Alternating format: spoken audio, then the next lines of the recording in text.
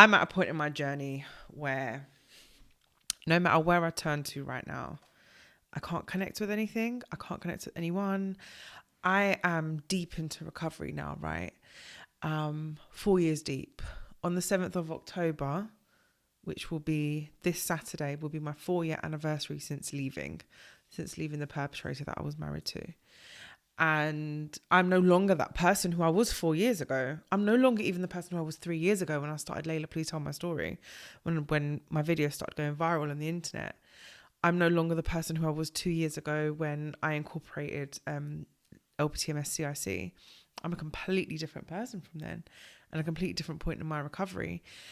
And right now, I'm at a point in my recovery where I don't know what the next step looks like. So my life for the last 3 years, mostly when it's been like on social media and sharing it online so publicly, my recovery journey, my life has become a blueprint for millions of women in their recovery after domestic abuse. And up until now, I've had a community to kind of lean back on, to get support from. But now, no matter where I look to, I can't see what the next step is. And there are millions of women out there who are deep into their recovery just like I am. But I haven't seen anyone who has publicly documented it, vlogged it, recorded it on podcasts. And that's what I'm struggling with at the moment. That I don't have that connection that I'm so used to in my community to know what to expect next. So after for a few months of my mental health just being in the absolute shitter, in the total shitter, depression has hit crazy, like from all angles, right? From all different stresses, all different reasons why, but it's hit me tenfold this time round. And I'm struggling. That's the truth. I'm struggling because for the last 3 years, I've tied up my identity, not just in my recovery, but in LPTMS.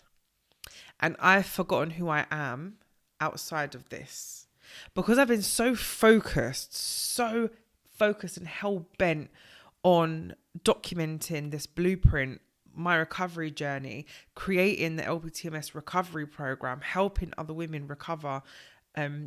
Everything that I've been doing for the last 3 years has been work. And 99% of it has been free work. And I'm tired. I'm really fucking tired. I'm totally spent. I don't even know if you can quite call this burnout. And maybe it is a sense of burnout, but I don't think it is. Because I haven't lost love or passion for what I'm doing. In fact, I'm more passionate now than I ever have been. I think I'm just at a point where I don't know what the next step looks like and I'm scared. I'm scared because I don't see that light at the end of the tunnel like I have been seeing consistently for a long time now. And I'm not saying that there isn't a light because I know that there is. My past experiences show me that there is. I have survived every single one of my bad days. You know, like how everyone gets on podcasts and says those cliche terms, but it's true. I've survived every single one of my bad days up until now. But now, even though I know I'm going to pull through this and I'm going to get to the other side, I still don't know what the other side looks like.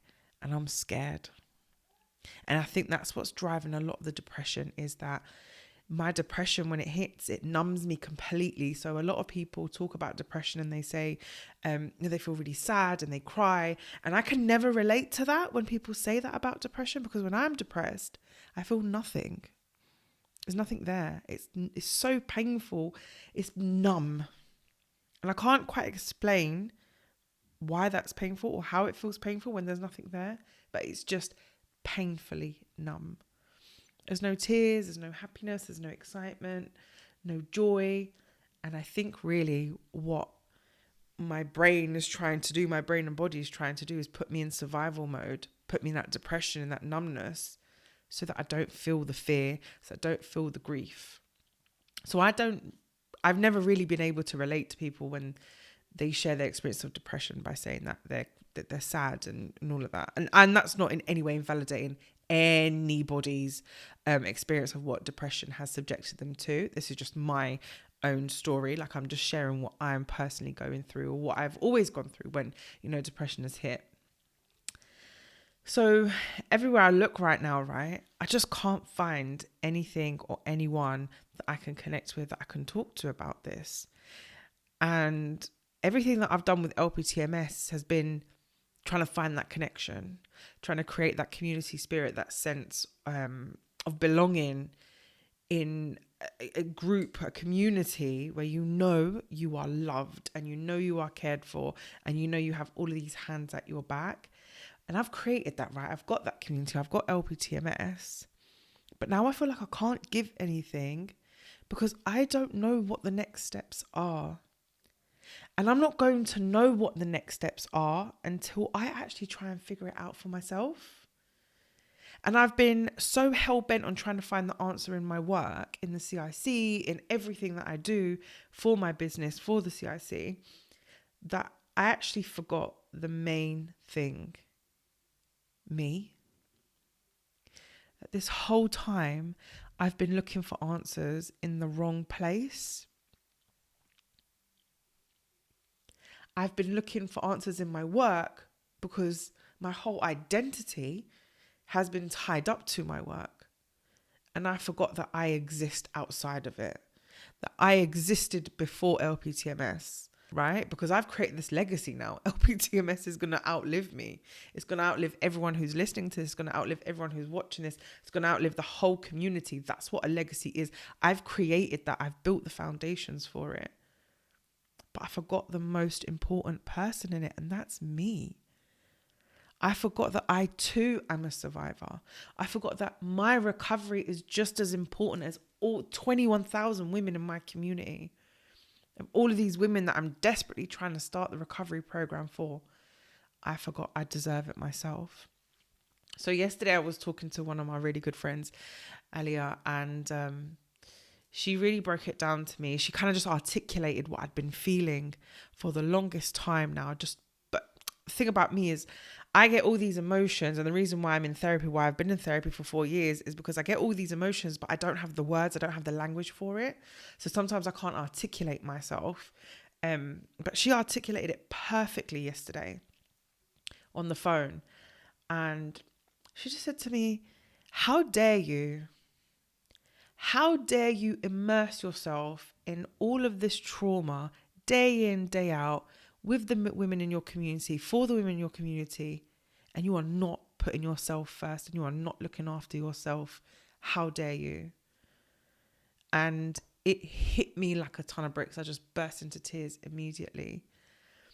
And that conversation with her yesterday has really led me to pick up the camera, to pick up the mic. Because for weeks now, I've known I haven't been loving what I'm doing.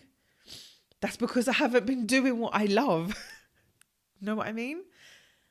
I've put everything that I loved, everything that I'm good at outside of LPTMS on a back burner, chasing this vision because I know I believe in my vision 100%, desperately trying to make it reality. But you know what happens when you get desperate like that? You make decisions that are not good. You make decisions that are born out of desperations.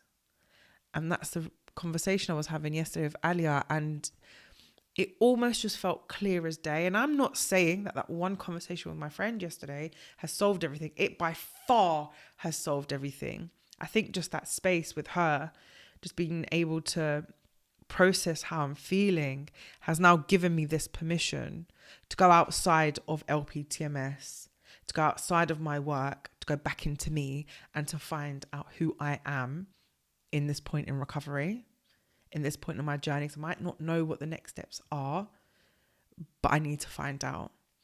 And the thing I've always been good at, the thing that I've always loved doing, is picking up the camera, picking up the mic and vlogging and documenting and talking and some way, somehow vocalizing and expressing myself to my community, to other women who are out there who are just like me, who also don't fucking know what the next steps are. You're not alone. I'm totally here with you. That this shit is fucking hard. That after 4 years of leaving, I didn't expect to be this far into recovery and still be recovering. That whole, like, I don't even use the word healing anymore. I find that term so, like, I feel like it's become a buzzword and it's lost its effect of what healing actually means. And that's why I use recovery now, because this is real recovery. Some days are good and some days are really fucking shit. And I'm trying to rehabilitate myself to navigate both days, to navigate my life on good days and to navigate my life on bad days. And I've been trying to do this without giving myself the tools, without creating a toolbox of things that are going to help me on both fucking days. Because everyone knows, like, I'm so for therapy. I'm the biggest advocate and therapy is amazing. To the death of me, I will be in therapy. And I know that and I accept that and I'm absolutely okay with it. But what happens in times when actually I don't have the access to therapy? Because that's what's happened over the summer. I had a big break from therapy and I'm taking a bit of a longer break from therapy at the moment as well. And I realized that when I don't have therapy, I don't have a toolbox. I don't have a toolbox to regulate myself, to keep myself safe, to keep myself happy, whether it's a good day or a bad day. And so I'm taking my friend's words yesterday, Alia, if you're listening to this, I'm taking your words from yesterday and I am figuring it the fuck out. And I'm not going to do it alone. I might be alone doing this right now, but I know that there are 21,000 women out there in my community who will benefit from this. I 100% know that. So I know that whilst I am here alone, I'm also not. It's fucking scary. Like, I don't know right now. I've forgotten that connection that I have with myself. And maybe that's what it is. I'm not connecting to anything else because I can't connect to myself. Maybe that's where the problem lies. But I'm not going to know until I sit down and put myself first and pinpoint what it is I need to do for myself to find out who I am, life in recovery. Who the fuck am I? So I've been thinking, right, how am I going to do this? Am I going to put a structure to this podcast? And no, I'm not going to put no structure to it because you know what? My life doesn't really have much structure. My life's never really had much structure. Complex post-traumatic stress, ADHD has never really allowed for crazy structure and routine. I like to have my loose routine. Anyone with ADHD will know that, right? Because there are different methods, I guess, like managing life with ADHD, especially when, in my case, you're dyspraxic as well. So I've got zero coordination. But for me, I just need like a loose routine. And I realized that actually when Dan moved in with us last year, I thought I was like a routined person until Dan moved in with us last year when her house was being done up. And I was like, shit, because everything changed because I had another person come to live with me. I hadn't lived with an intimate partner for so long. And it was my first intimate partner relationship since leaving a perpetrator. And it was just a lot. It was a lot for me at the time. And I had a little bit of a meltdown because I didn't know how to cope with the change. And it was then a year ago now when I realized that how much of a bubble I've wrapped myself in to keep myself safe, that I've had to create this bubble, right? And it's this, I don't know how to explain it, but it's this big round bubble. And inside there's loads of squiggly lines and it's all red. Everything's red and I'm stuck. I created in the middle of the bubble, in the center, I created an even smaller bubble. And that was just for me and Bella. And that was my survival space. So even though I was in recovery and I was thriving, I was still keeping myself in survival mode, even though on the outside it looked like I was thriving and I didn't even realize it. I didn't even notice it. And slowly for the last year, what I've been trying to do is just get out of that squiggly bubble thing, this big, massive sphere, bubble, weird shape that has been keeping me enclosed for such a long time in survival mode and just desperately trying to unwind all those squiggly lines and make my way out. And maybe this is where I'm at right now. I'm making my way out and I've made my way out of the bubble. I'm outside the bubble and I don't fucking know what life looks like out here.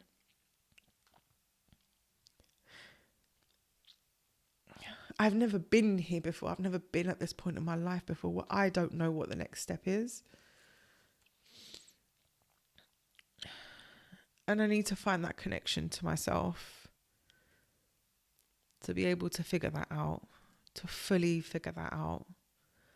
So anyway, as I said, I'm not going to therapy at the moment. That's purely down to not being able to actually access therapy right now.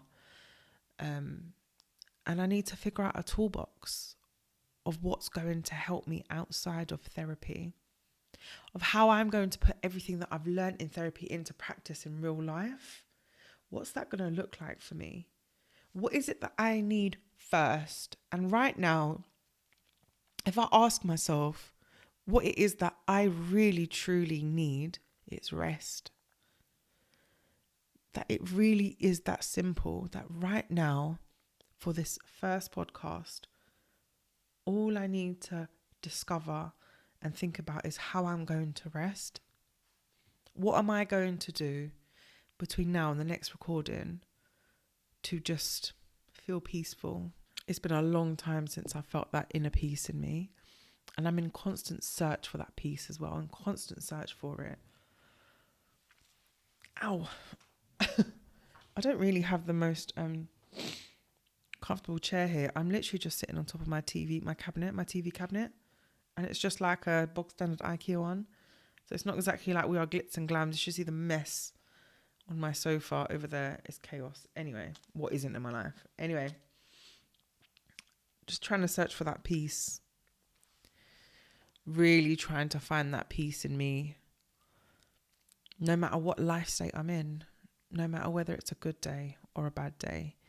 And I think without rest, nothing is going to happen right now. But I don't know what rest looks like for me. That's the problem.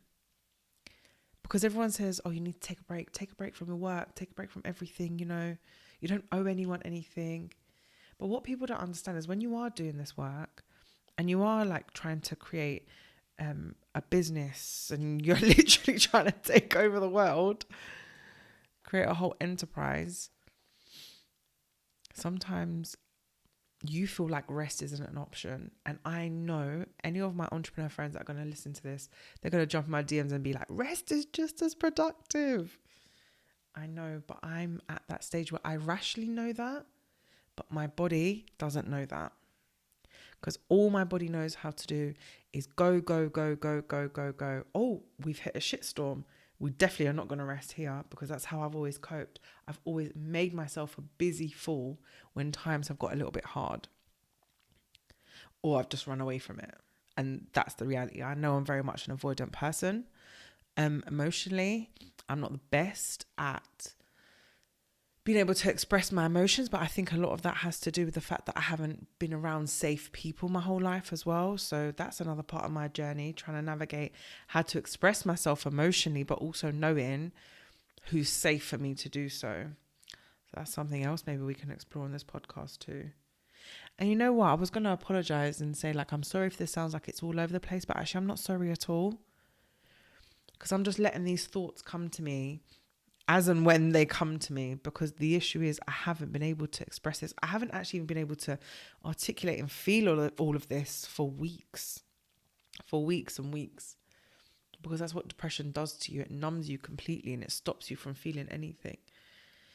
And that's been my experience in the last few weeks. It's been a while. I've been trying to fight it for a long time. And I knew I tried so hard. I think I tried so hard. Actually, let me rephrase that.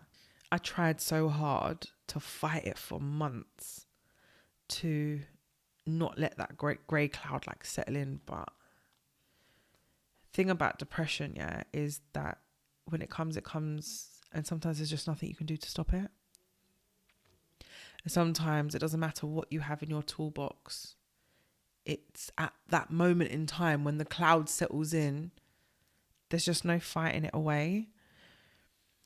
But what I've also learned in therapy and just in my own self-discovery, especially my own personal development in the last year and a half, I'd say, is that when it does hit, depression will numb me and isolate me and disengage me from everything that I love and everyone that I love. But I've learned that for me, the only way out is through. And even though depression tells me like you're worthless, you don't need to get out of bed, you're exhausted, and all of these things, like my brain tells me you're exhausted, that's actually true. I actually am. Physically, emotionally, and mentally exhausted, because it's fucking tiring having those thoughts in your head, those thoughts that make you feel worthless in your head all the time. And then that kind of desperate need to claw emotion anywhere because of the numbness, right? It is fucking tiring. And maybe that's probably one of the only things that I really can hold my hands up and say, yeah, that's true. But the other stuff isn't true. I know that I'm not worthless. I might not feel like it now, but I know I'm not worthless. But I've kept myself in, I would say, cycles of fear of the unknown, cycles of not being able to trust myself, cycles of not being able to make decisions and stick to them because I'm scared that I'm making the wrong choices. That's also another one of my biggest, I'd say, like, challenges, is just trust in my own decision making process and trust in the fact that sometimes decisions are neither right or wrong, they just are, and then you just have the outcome, right? But because I've been too scared to trust that in me, I've then entrusted it in other people. And by doing that, I've given power away. Fuck, I don't know where that came from, but that just feels so real to me. That part of my life feels so real. Like, I've been so scared to do things for myself that I've allowed other people to do them. I've allowed other people to take control and power in my life without even realizing it. I just didn't have a fucking clue because I was too fucking shit scared of making decisions on my own. So I just said, you take the reins. Why would I do that? I'm asking myself this question. It might be rhetorical for those of you who are watching. You might be like, oh, duh, obviously it's survival. But I need to ask myself these questions. I need to discover why I would hand so much power and control over to other people in my life when I should be the only one who's in control of my life and my happiness. No one else can create that for me. Other people can sit there and make decisions about what they think is right and wrong, but it's not what I think is right and wrong. And I really need to find that trust within myself to believe that I am worthy of making decisions for myself, that I'm worthy of making choices. So no matter what the choices are that I make in my life, I need to believe that I made them for the right reasons for me personally. But I don't have that trust in me. So I need to build that up like a muscle. Like, I need to build that in me in order for me to move forward, in order for me to move into the next part of my recovery.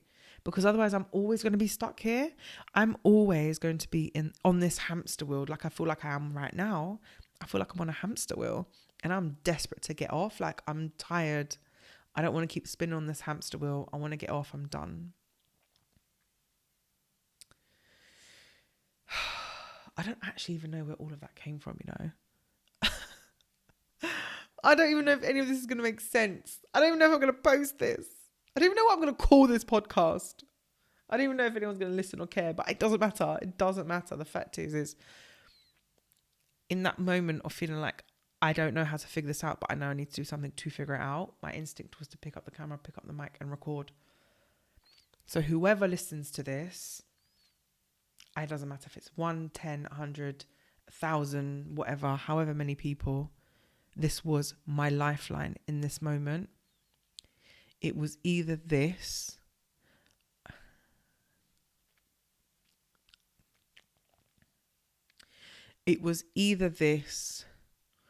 or just continue down a really dark spiral. And I'm not quite sure how dark it would have got, but it was scary enough, or it is scary enough for me to stop and think, shit, I'm someone's mum.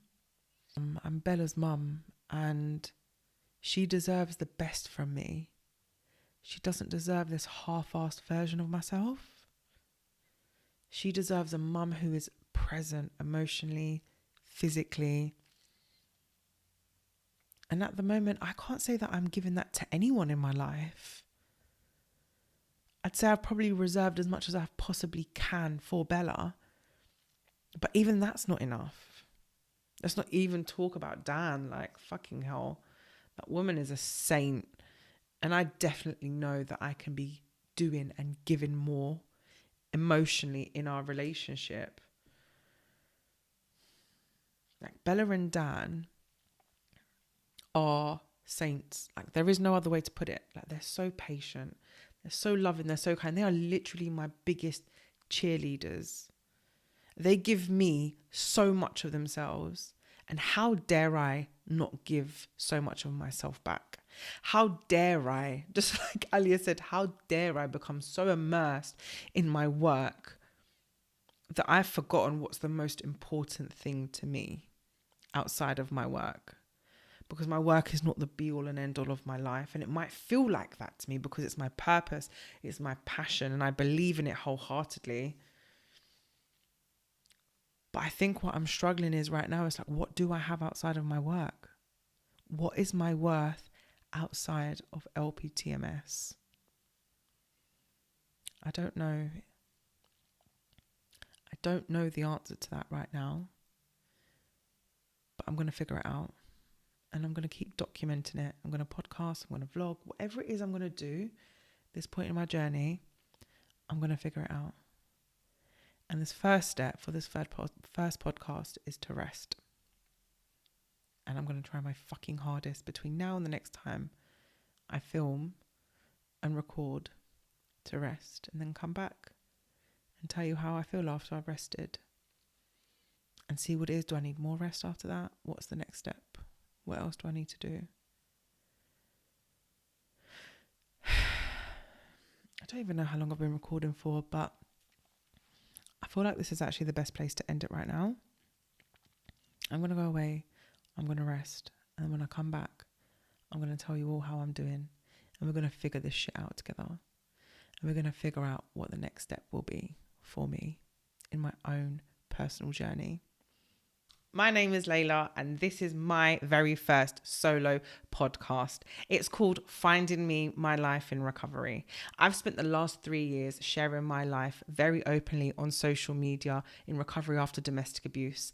My life has become a blueprint now for what recovery should look like, can look like, does look like for female survivors of domestic abuse. However, I'm now stuck at a point where no matter where I turn to, I can't find anyone else out there that's just like me going through what I'm going through. And maybe that's because no one has done it publicly yet. The thing about me though, is that I'm very much a believer of if you can't see the change, be the change. And guess what? I'm always one to fuck shit up, to disrupt the game, and to show you the reality of what it's like to be a female survivor of domestic abuse in recovery. So join me on my journey on this podcast, and let's see what we do when we are finding me life in recovery.